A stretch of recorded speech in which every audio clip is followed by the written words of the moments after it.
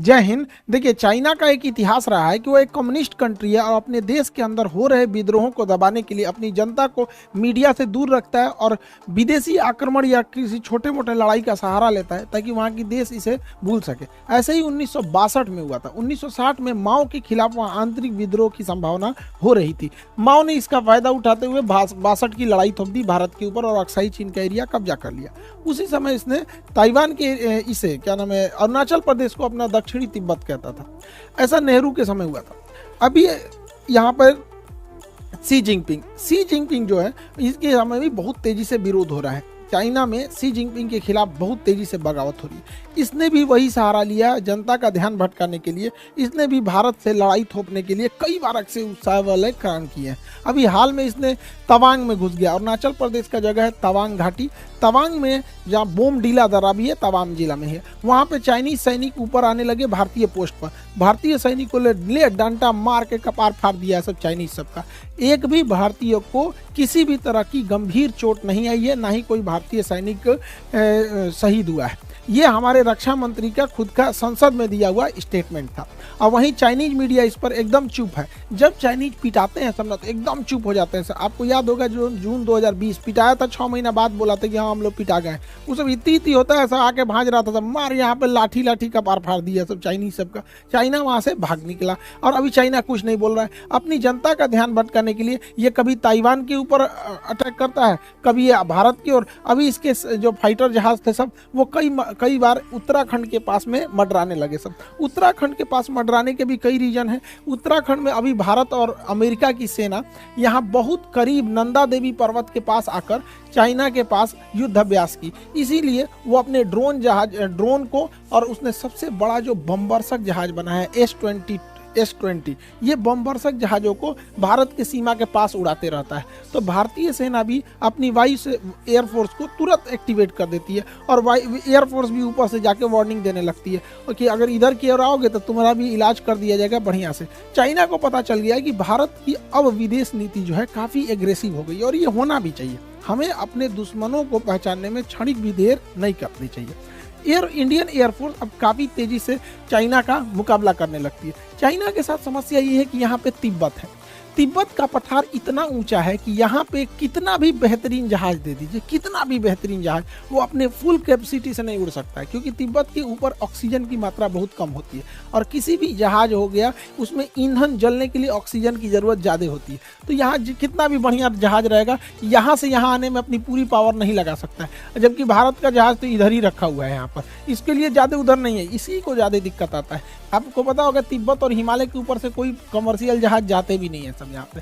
तो Indian air force काफ़ी aggressive में इसमें आगे बढ़ रही है, लेकिन चाइना इसे अन्य जगहों से घेरना चाह रहा है। पाकिस्तान के सहारे घेरना चाह रहा है, इधर मलक्का के सहारे, इधर तंजानिया के सहारे, तंजानिया के साथ इधर से मलक्का को इधर से, और ऐसे चारों ओर से चाइना भारत को घेरना चाह रहा है। हालांकि भारत भी इससे अब काउंटर अटैक के मूड में आ गया है। भारत अपने वायुसेना की ताकत को लगातार बढ़ा रहा है। एयर बेसेस को भारत बढ़ाया जा रहा है। अभी गुजरात में दीसा एयरबेस का शिलान्यास किया गया। यह एयरबेस बहुत ज़रूरी था। दीसा एयरबेस कहाँ है उससे पहले आपको पाकिस्तान के एयरबेस का आइडिया होना चाहिए। पाकिस्तान का इधर का एरिया है बलूचिस्तान, इधर उसके दुश्मन कम है अफगानिस्तान है, तो उसमें अफगानिस्तान के पास कोई उतना टेक्नोलॉजी ही नहीं है और उसका ज़्यादातर एयरबेस अगर आप देखेंगे तो ये भारत की ओर मिलेगा। ये उसने पाक ऑक्युपाइड कश्मीर है, POK पे कब्जा कर लिया यहाँ पर। अब यहाँ अगर आप ध्यान देंगे तो ये पाकिस्तान के बहुत सारे एयरबेस है, जिसमें एक तो यहाँ शहबाज एयरबेस इसका बहुत प्रसिद्ध है। यहाँ F-16 जहाजें रहती हैं। शहबाज एयरबेस, सुकूर एयरबेस, यहाँ पर मीरपुर एयरबेस, ये 3 एयरबेस पाकिस्तान के बहुत ही फ्रंट लाइन की एयरबेस है भारत को आगे की ओर काउंटर करने के लिए। और एक कश्मीर के पास में आया स्कार्दू एयरबेस। ये एग्जाम में क्वेश्चन पूछते हो भैया स्कार्दू एयरबेस कहाँ, POK में ही है स्कार्दू। तो कुछ जगह जो है ना करंट में जब फेमस हो जाता है तो उससे कुछ क्वेश्चन पूछता है, इसलिए याद रखने आता है। तो यहाँ मीरपुर एयरबेस, सुकूर एयरबेस और यहाँ शहबाज एयरबेस, यहाँ पर इन एयरबेस से भारत में अंदर तक हमला किया जा सकता है। इसको काउंटर करने के लिए जोधपुर में फलोड़ी एयरबेस था, गुजरात के कच्छ में नलिया एयरबेस था। तो ये यहाँ से इसे काउंटर किया जा सकता था, लेकिन अभी PM मोदी ने यहाँ पर एक दीसा एयरबेस का उद्घाटन किया। दीसा एयरबेस जो है अब यहाँ से और अंदर तक काउंटर अटैक किया जा सकता है। तो तो ये एयरबेस भारत के लिए बहुत ज़रूरी है, क्योंकि हमको हर तरह से काउंटर अटैक के लिए रेडी रहना है, क्योंकि चाइना लगातार पाकिस्तान को सपोर्ट करते जा रहा है। तो ये एयरबेस ज़रूरी है। भारत अब अपने जितने भी एयरबेस हैं उसको, उसमें जो जहाज़ों को रखने के लिए बंकर है उसे अब नए मॉडल से अपग्रेड कर रहा है। उसका नाम है next generation harden aircraft shelter. ये इतने मजबूत होते हैं कि रनवे के बाद जहाज को अगर इसमें ले आ देते हैं तो इसके ऊपर 1000 किलो का भी बम गिरा दिया जाता है ना, इसको कोई असर नहीं होता है। इसकी टेस्टिंग हो चुकी है। देखिए ये जहाज इसी के अंदर था, ये जहाज इसके अंदर था, इसको रख के तोड़ा है सब, ये ऊपर वाला ब्लास्ट हो गया है, जहाज चुपचाप निकल के चला गया। तो ये भारत इसको बहुत तेज़ी से अपने हर एक एयरबेस में इसको ला रहा है, ताकि जहाज जो है एयरबेस पे भी सेफ रह सके, ताकि युद्ध की स्थिति में काउंटर अटैक किया जा सके। भारत इसको बहुत भली भांति से समझ गया है कि अब हम लोगों को एग्रेसिवली आगे बढ़ना पड़ेगा, क्योंकि चाइना लगातार हमें घेरते आ रहा है। इसलिए भारत ने अपने यहाँ, ये तो हो गया अफगानिस्तान के लोगों को भारत से बहुत लगाव रहता है। तो भारत में रिलेशन अच्छा है, लेकिन पीओके कब्जा करने की वजह से डायरेक्ट कनेक्शन नहीं है। यहाँ पर है आपका तजाकिस्तान। ये ताजिकिस्तान जो जगह है, यहाँ पर भारत 2 एयरबेस ले रखा है। यहाँ से हम चाइना के लिए भी काउंटर अटैक कर सकते हैं, यहाँ से पाकिस्तान के डीप एरिया में भी काउंटर अटैक कर सकते हैं। 2 एयरबेस है यहाँ पर, एक का नाम है ऐनी एयरबेस और एक का नाम है फारकोर एयरबेस। ये दोनों एयरबेस ताजिकिस्तान में, फारकोर और ऐनी एयरबेस, इससे हम लोग चाइना के एरिया में काउंटर अटैक और पाकिस्तान में कर सकते हैं। ये सबसे ज़्यादा काम कब करेगा? चाइना यहाँ पे सड़क बना रहा है CPEC, China Pakistan economic corridor. इसको इधर से तो अटैक करता ही हो सकता है, इस एयरबेस के थ्रू यहाँ से भी अटैक किया जा सकता है। इसलिए भारत को अब रेडी रहना है, क्योंकि चाइना में अगर ज़्यादा विवाद होगा तो पक्का किसी ना किसी से उलझेगा। तो उधर या तो उलझेगा ताइवान से, नहीं तो इधर उलझेगा भारत से। इसलिए सतर्क रहना है। हम लोग के लिए भी एक तरह का ये लिटमस टेस्ट है। हालांकि भारत बहुत तेज़ी से अपने कदम आगे बढ़ा रहा है, लेकिन चाइना का सोच क्या है? वो सिल्क रूट के माध्यम से भारत को घेरना चाह रहा है। लेकिन चाइना की टेंशन क्या है? वो मलक्का के पास से यहाँ से भारत को, ये उसके लिए सबसे बड़ी समस्या है, क्योंकि मलक्का के पास भारत बहुत स्ट्रांग है। यहाँ पर हमारा अंडमान निकोबार है। ये अंडमान निकोबार में हमारी 3 सेना रहती है, थल सेना, वायुसेना, नौसेना। साथ ही यहाँ नीचे में कोकोस आइलैंड है। कोकोस आइलैंड, चाइना यहाँ से या तो मलक्का से होकर निकलेगा या तो सुंडा से होकर निकलेगा। अगर मलक्का से होकर निकलेगा तो अंडमान निकोबार में कुछ आएगा, और अगर सुंडा से होकर निकलेगा तो कोकोस में कुछ आएगा। देखिए कोकोस आइलैंड हमारा नहीं, देखिए कोको अलग है। कोको आइलैंड म्यांमार के पास है, हम ही लोग का था, नेहरू ने गिफ्ट दे दिया यहाँ पे।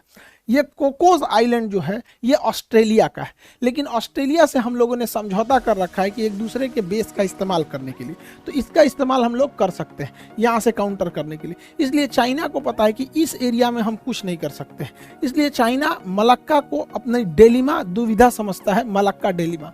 इसलिए वो डायरेक्ट इस एरिया से समुंदर से घूम के नहीं आना चाहता है, वो डायरेक्ट सड़क के माध्यम से अपने सामान को यहाँ लाता है और इस रास्ते से निकल जाता है। यहाँ पे उसने बहुत बड़ी सड़क बना रखी है। इस सड़क के चारों ओर फैक्ट्री, पेट्रोल पंप, हॉस्पिटल्स, अलग अलग चीज़ों को खोल रखा है। इसका नाम है CPEC। CPEC को काउंटर करना भी बहुत ज़रूरी है, जो ग्वादर पोर्ट से जुड़ता है। यहाँ पर CPEC के लिए यहाँ पर हमको ऐनी एयरबेस और फारखोर एयरबेस यहाँ से काउंटर कर देंगे, और यहाँ ईरान का चाबहार बंदरगाह हम इसे काउंटर करके आइसोलेट कर सकते हैं। इसलिए रेडी रहने के लिए ज़रूरी है। हालांकि भारत के पास इसके अलावा भी बहुत सारी संभावना है। यहाँ पर चाइना इतना तेज़ी से एक्सपांड किया कि अफ्रीका का देश है जिबूती में इसने अपना एक सैन्य अड्डा ले लिया। अब जिबूती समुद्र का इतना पतला रास्ता है कि अगर यहाँ स्वेज नहर से कोई भी जहाज यूरोप से आएगी तो उसे जिबूती से जाना ही पड़ेगा, और जिबूती पे उसने एक भाड़े पे सैन्य अड्डा ले लिया है। लेकिन अच्छी बात यह है कि जहाँ इसने सैन्य अड्डा लिया है वहाँ से थोड़ी ही दूरी पर फ्रांस का भी सैन्य अड्डा है, और हमारा और फ्रांस का समझौता है कि हम एक दूसरे के सैन्य अड्डे का इस्तेमाल कर सकते हैं। तो यहाँ ही पैसा दे के सैन्य अड्डा ले रहा है, भारत वहाँ ऐसे ही पहुँच सकता है। इसके अलावा ज़रूरी है भारत सरकार को कि यहाँ पे यमन में अभी अशांति फैली है। यमन का यह सोकोत्रा आइलैंड भारत के लिए एक वरदान साबित होगा, क्योंकि अगर हमारा सोकोत्रा आइलैंड पर अब अगर प्रेजेंस बन गया तो यहाँ से हम ग्वादर बंदरगाह को काउंटर कर सकते हैं, यहाँ से हम जिबूती को काउंटर कर सकते हैं, और यहाँ से हमारी सप्लाई लाइन को भी कोई नहीं रोक सकता है। लेकिन अभी यमन के सोकोत्रा आइलैंड पर किसी का ध्यान नहीं गया है। यहाँ पे करना चाहिए, सरकार को आगे बढ़ना चाहिए। चाइना ने इतना ज़्यादा मात्रा में लोन दे रखा है अफ्रीकी देशों को कि उन्हें अपने कर्ज के जाल में फंसा लिया, और इस जाल में फंसाया बढ़िया से तंजानिया को। तंजानिया जो है इसका एक जंजीबार द्वीप है जो दुनिया में सबसे ज़्यादा लौंग के उत्पादन के लिए प्रसिद्ध है। तंजानिया के सभी समुद्री तटों को चाइना मांग रहा है कि हमको दे दो लीज पे, ये सारे समुद्र तट पे हम अपने बंदरगाह बनाएंगे।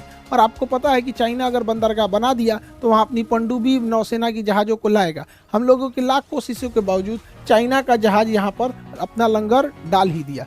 इसलिए इसे काउंटर करने के लिए भी भारत के पास कई सारे द्वीप हैं।